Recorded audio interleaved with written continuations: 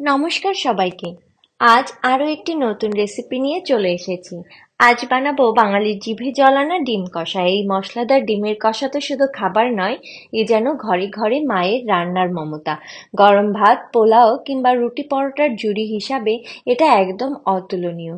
ডিম আর আলুর সঙ্গে পেঁয়াজ, টমেটোর ঝাঁজ আর আমাদের বাঙালি মশলার জাদুতে এই কষা হবে মুখরোচক। তাহলে আর দেরি কেন?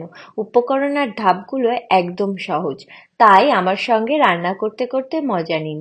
চলুন আজ ঘরে বাঙালিয়ানার স্বাদ ছড়িয়ে দিই। প্রথমেই ডিমগুলোকে ভালো করে সিদ্ধ করে খোসা ছাড়িয়ে নেব। এবার ডিমে নুন হলুদ মাখিয়ে রাখবো। একই সাথে টুকরো করে কেটে রাখা আলুগুলোকেও নুন হলুদ মাখিয়ে নেব। এখন ডিমের কষা বানানোর জন্য একটা পেস্ট তৈরি করে নেব।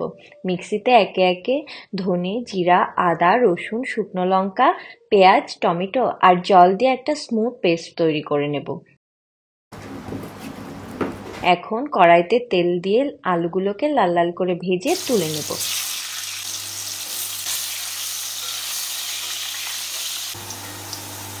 তারপর ডিমগুলোকে উল্টে পাল্টে ভেজে তুলে নেব।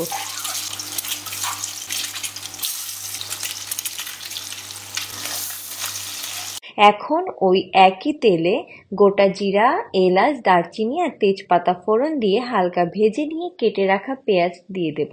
পেঁয়াজ বেশ কিছুক্ষণ ভেজে নিয়ে তাতে করে রাখা মশলার পেস্টটা দিয়ে দেব। মশলা থেকে কাঁচা গন্ধ চলে যাওয়া পর্যন্ত ভেজে নিয়ে দিয়ে দেব নুন, হলুদ আর ফ্যাটানো টক দই। সবকিছু ভালো করে মিশিয়ে নেব। মশলা থেকে তেল ছেড়ে আসা পর্যন্ত রান্না করব। এখন ডিম আর আলুগুলোকে দিয়ে ভালো করে মশলার সাথে মিশিয়ে নিয়ে ফোটানো গরম জল দিয়ে দেব।